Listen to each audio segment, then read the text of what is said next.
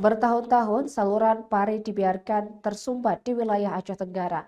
Hingga hal tersebut menyebabkan air meluap ke jalan nasional yang menghubungkan antara Kabupaten Aceh Tenggara dengan Provinsi Sumatera Utara. Dan tak lain, hal tersebut tentunya berdampak buruk bagi para pengguna jalan yang melintasi wilayah tersebut. Berikut informasi selengkapnya untuk Anda.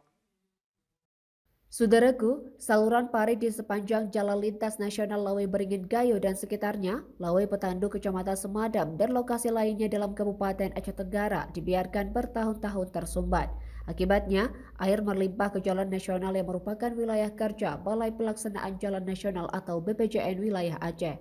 Imran, seorang pengendara becak mesin kepada tribungai.com pada Rabu 12 Oktober 2022 mengatakan saluran parit di pinggir jalan nasional di lokasi itu tak pernah dibersihkan, padahal ini wewenang pihak BPJN wilayah Aceh.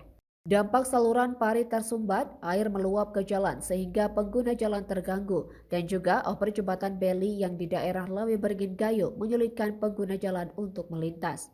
Opri tersebut banyak bebatuan besar yang timbul sehingga berkesan opri tersebut keriting dan susah dilalui kendaraan, baik kendaraan roda 2, kendaraan roda 3, dan roda 4, apalagi truk yang bermuatan. Kondisi opri seperti itu membahayakan pengendara lain seperti sepeda motor yang melintasi di daerah opri Jembatan Beli. Dari Aceh Tenggara, Asnawi Lui, Tribun Gayo TV.